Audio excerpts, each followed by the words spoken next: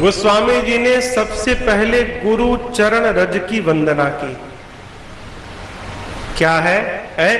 जो गुरु चरण रज का सेवन करेगा, गुरु चरण रज ही उसको कृपा करके उसके जीवन को अनुराग से भर देगी।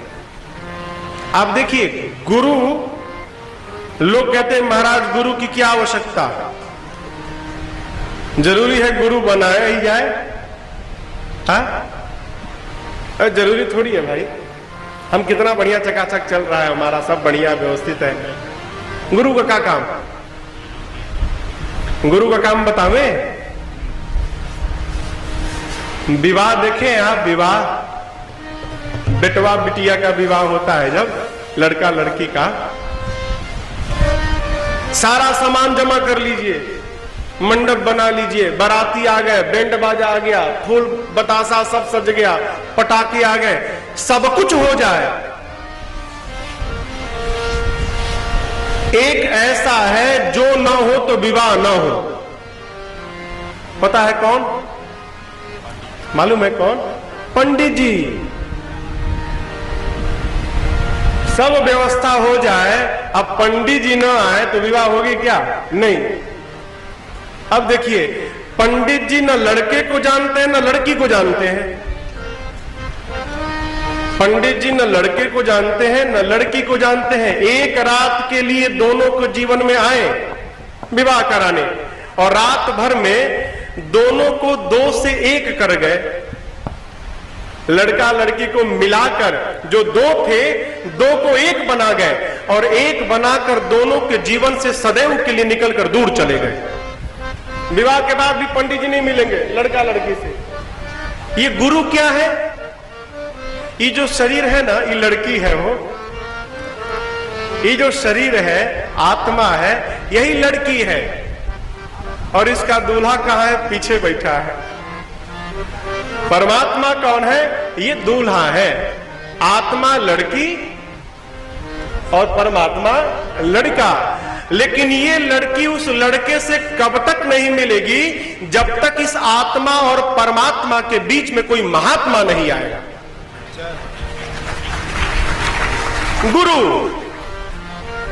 गुरु का काम क्या? इस जीव को संसार के चक्कर से निकालकर भगवान के शरण में लगाकर 2 से 1 बनाकर और फिर दोनों के बीच में से सदैव के लिए निकल के चला जाए, यही गुरु का काम है। जब तक गुरु की शरण में नहीं जाएंगे हम, तब तक हमको भगवान की शरणागति नहीं मिलेगी। इसलिए गोस्वामी जी ने सबसे पहले गुरु चरण रज की वंदना की, सबसे पहले। और इसके बाद देखिए, ब्राह्मणों की वंदना किए, और ब्राह्मणों की वंदना के बाद बाबा सत्संग की वंदना करते हैं। सत्संग की बड़ी महिमा है। बाबा कहते हैं, अरे मज्जन फल, मज्जन मने नहाना। अभी उद्घोषक महोदय कह रहे थे ना कि त्रिवेणी है, सत्संग को त्रिवेणी कहा गया। गंगा जमुना सरस्वती का संगम बताया गया। और इस सत्संग रूपी त्रिवेणी में आकर जो नहाएगा, अरे मज्जन फल पेखिय तत्काला, तुरंत फल मिलेगा। क्या होगा?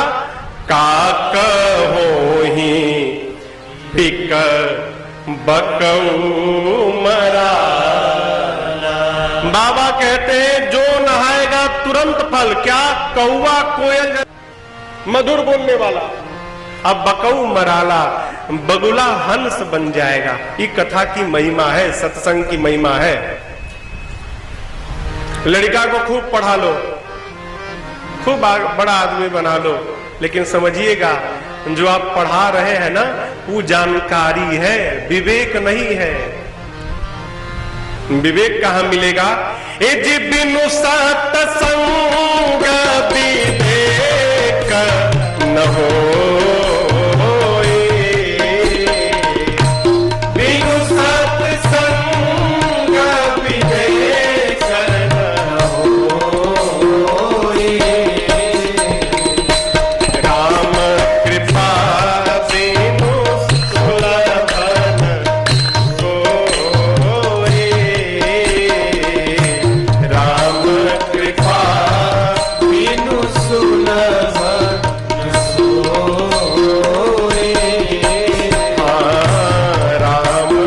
पापियों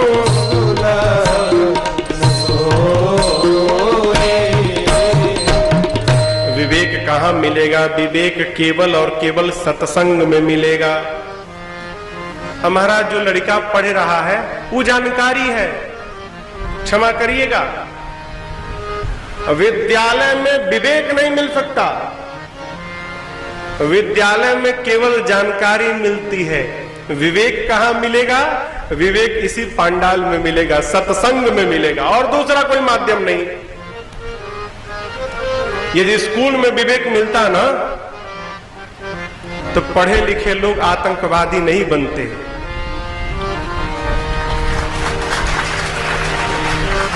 ये आतंकवादी अनपढ़ है का?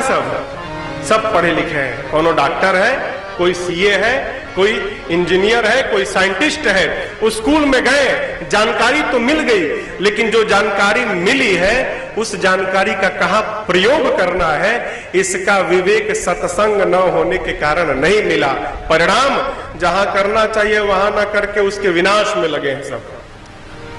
इसलिए बच्चों को खूब पढ़ाइए, लेकिन तनिक बिचवा बिचवा में ना सत्संग में ले जाकर उनको विवेक भी प्रदान कराइए। मिलेगा नहीं कहीं हो। आप कथाओं में जाते होंगे, लिखा रहता है कृपया बच्चों को न लाए, लिखा रहता है ना, बच्चों को न लाए। कहे भाई बच्चे डिस्टर्ब करते हैं। एक बहुत कड़वी बात, भाई पहले मैं क्षमा मांग रहा हूं हाथ जोड़ के, किसी को बुरी लग जाए तो हमको बालक जान के क्षमा करिएगा। ये बताइए बूढ़े लोग कथवा सुन के करेंगे क्या?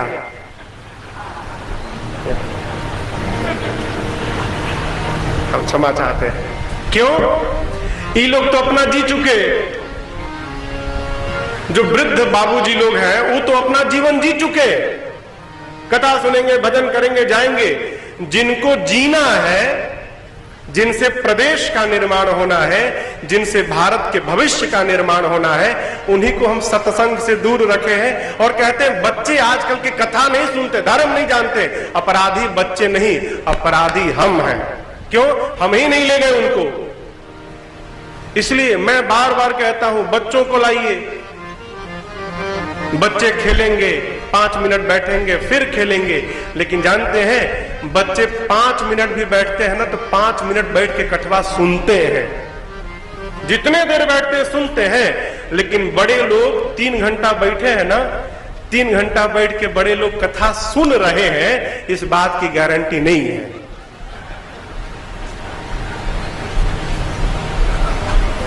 ए भाई, ये कोई गारंटी नहीं है। ए भाई कथा में गए थे, कैसी रही कथा? अरे महाराज बड़ी चोखो कथा सुनायो। क्या सुनाया? ऊंची कथा थी ना, बहुत ऊंची कथा, ऊपर से चली गई, समझ में कुछ नहीं आई। कहे कथा शुरू होते ध्यान में चले गए थे।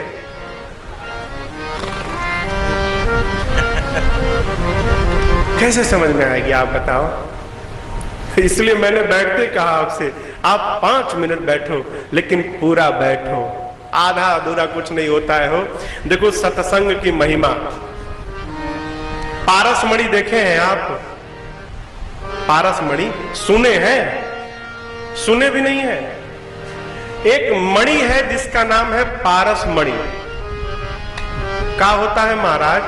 है पारसमणि को ले जाकर लोहा से स्पर्श कराइए, पारसमणि लोहे को सोने में बदल देता है तुरंत। यहां लिखा है, यहां लिखा है पारस परस कुधातु सुहाई। उसी प्रकार सठ सुधर ही सत्संगति। सठ माने मूर्ख, मूर्ख चक्र चूड़ामणि जिसको कहा जा सकता है, महामूर्ख। कौन? कालिदास जी जैसा। आप बताइए ऐसा कोई आदमी मिलेगा जिस डाल पर बैठा है उसी को काट रहा हो? मूर्खता की पराकाष्ठा थी कालिदास जी के पास। लेकिन वही कालिदास जी, सत्संग मिला, भगवती की कृपा बरसी, कालिदास महाकवि कालिदास बन गए। सत्संग से 60 मूर्ख भी विद्वान बन सकता है। कैसे? जैसे पारस मणि के स्पर्श से लोहा सोने में बदल जाए। लेकिन दोनों में एक अंतर समझिएगा। पारस मणि लोहे को छूकर सोना बनाता है। मणि लोहे को छूकर सोना तो बनाता है, लेकिन सोने के भीतर ये गुण नहीं देता कि बेटा आगे तू भी जिसको छुएगा वो सोना बन जाएगा ना।